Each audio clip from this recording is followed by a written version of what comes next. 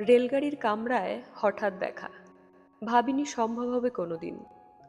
আগে ওকে বারবার দেখেছি লাল রঙের শাড়িতে, ডালিম ফুলের মতো রাঙা। আজ পড়েছে কালো রেশমের কাপড়, আঁচল তুলেছে মাথায়। দোলন চাপার মতো চিকন গৌর মুখখানি ঘিরে মনে হলো কালো রঙের একটা গভীর দূরত্ব ঘনিয়ে নিয়েছে নিজের চারদিকে।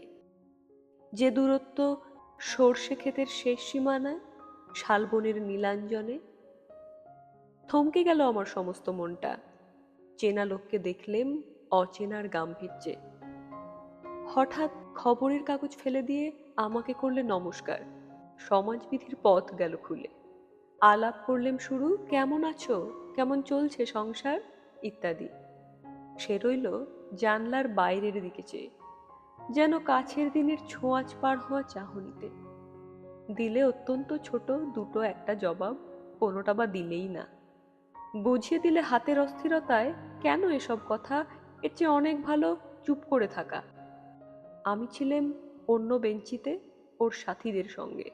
একসময় আঙুল নেড়ে জানালে কাছে আসতে, মনে হলো কম সাহস নয়। বসলুম ওর এক বেঞ্চিতে। গাড়ির আওয়াজের আড়ালে বললে মৃদু স্বরে, কিছু মনে করো না, সময় কোথা সময় নষ্ট করবার। আমাকে নামতে হবে পরের স্টেশনেই, দূরেই যাবে তুমি, দেখা হবে না আর কোনো দিনই।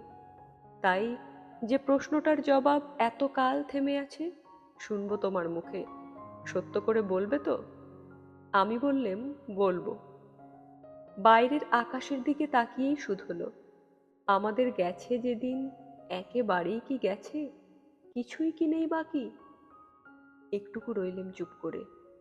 তারপর বললেম, রাতের সব তারাই আছে দিনের আলোর গভীরে। খটকা লাগলো, কি জানি বানিয়ে বললেম নাকি। ও বললে, থাক, এখন যাও দিকে। সবাই নেমে গেল পরের স্টেশনে, আমি চললেম একা। নমস্কার।